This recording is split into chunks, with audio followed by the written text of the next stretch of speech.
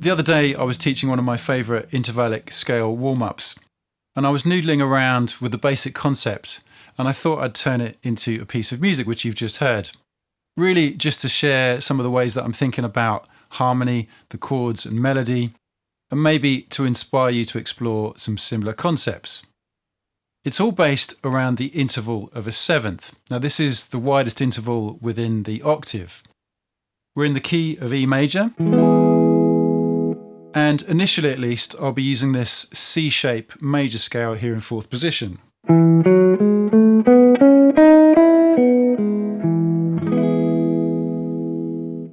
Now you might be familiar with the idea of harmonizing a major scale in thirds. Now if we do this, we'll end up with a mixture of minor and major third intervals.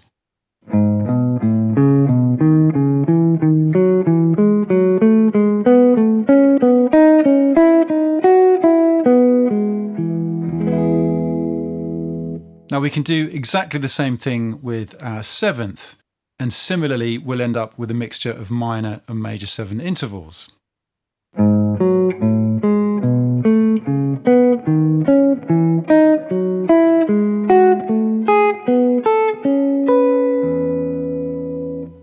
It's got a really wide open, slightly unresolved character, particularly when we play these as diads.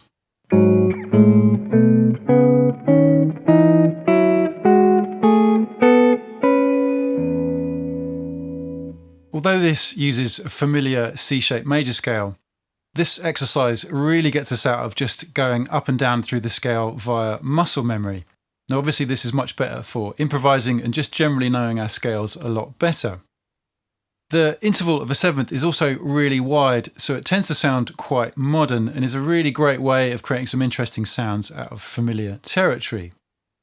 So here's the original exercise which inspired the piece of music at the beginning.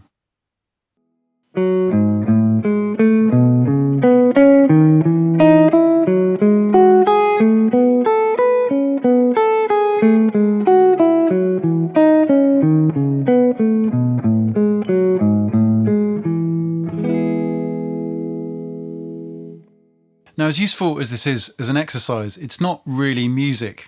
And it's not until we add some harmonic context that these sounds start to make a little bit more sense. Take these diads on the first and third strings.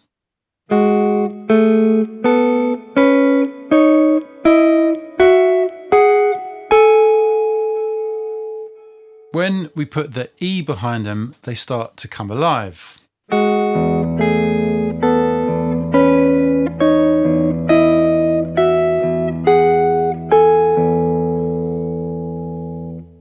And there are plenty of interesting sounds to explore just by taking any of these diads and simply swapping out the bass notes from the E major scale.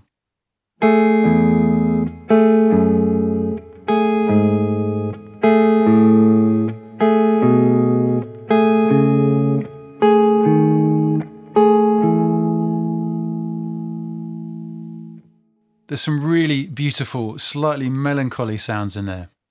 Now I think at this stage it's obviously really important to have a good working knowledge of these seventh diads all over the neck, particularly on the first and third strings,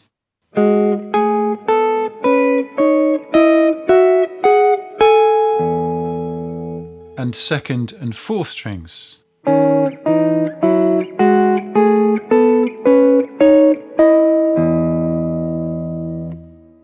This will mean we can be a bit more fluid when it comes to adding bass notes to flesh out the harmony. Now, assuming we've got this foundational knowledge, we can start to make music. Now, as far as I'm concerned, this is all about creating a strong melody.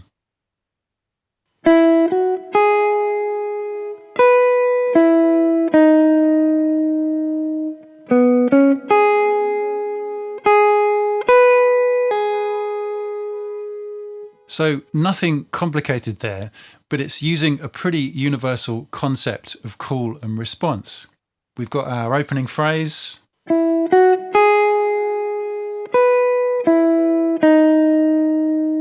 And then we've got our answer phrase, which is essentially mirroring the same rhythm, but just changing the melody slightly.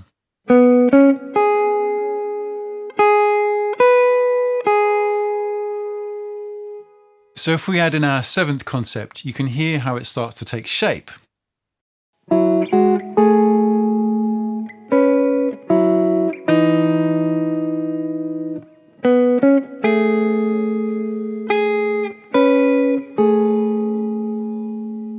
Now we can start fleshing out the harmony with bass notes.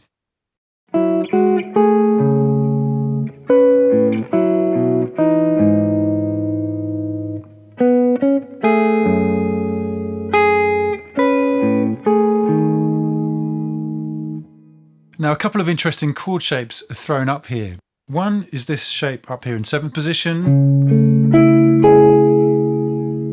repeated down here in 2nd position. Now, this looks a little bit like a minor 7 chord, with the flattened 7, down a tone on a flat 6. But in actual fact, this is a major 7 chord in 1st inversion. In this case, A major 7, starting on the major 3rd. All we're doing is getting rid of that 5th note there, the E. Same down here. That's a 1st inversion of an E major 7 chord.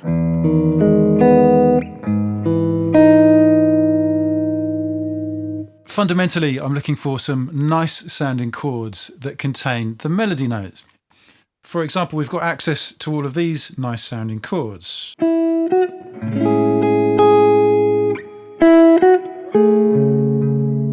could even have this F sharp minor 9 chord. Or my personal favourite, this one here. All this is a 1st inversion of a B13, the 5 chord. Starting on D sharp, the major 3rd, which gives it a slightly different character. Now, I think my favourite part of this short piece is the rising melodic idea towards the end, which is really a bit of an homage to Samuel Barber's Adagio for Strings, which was famously used in the movie Platoon. It's got this uber simple rising sequence, which starts on D sharp.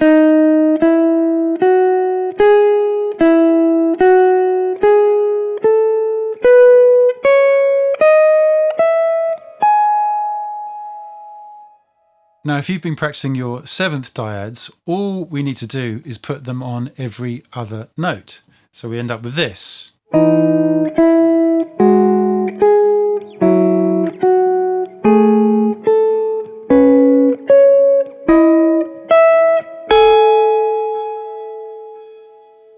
Now, the deceptively simple part of this is that we've also got a rising figure starting on the A bass note. This gives us a really nice Lydian chord to start with. And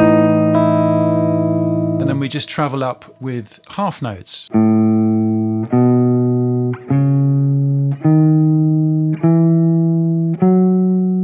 then finish again on D sharp. And that'll give us our B13 in 1st inversion. Now, when we put all this together, you can kind of hear how it starts to come together.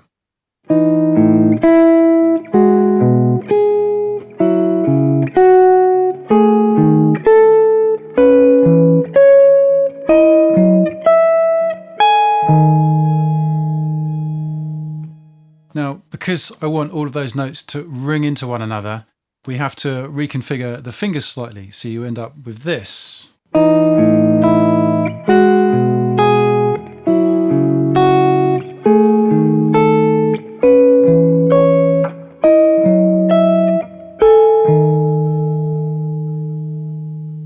Now the last bit I want to show you is the final few chords where we step outside of the key momentarily. The first chord is one of my absolute favourites. Again, this is just a different way of playing that first inversion A major 7 chord.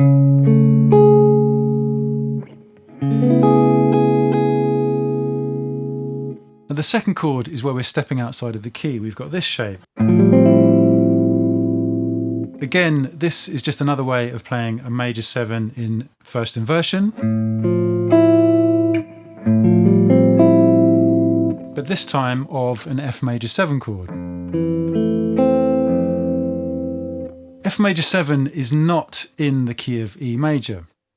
Now without going too deep into the theory, this is known as a chromatic mediant, and it's the same trick that we hear right at the start of Goldfinger. Sounds super cool. So really the chord progression is just going A major 7, stepping outside with our F major 7, back into key F sharp minor 7, 5, B7, back to some kind of 1 chord. But we're just playing the whole thing with slightly more sophisticated versions of each one. So we've got that first inversion A major 9 chord, first inversion F major 9 chord, F sharp minor 11, B7 with an added 11th, and then we finish with some kind of 1 chord. Now you might notice the thing that glues the whole thing together is that repeated E throughout, so we get this kind of idea.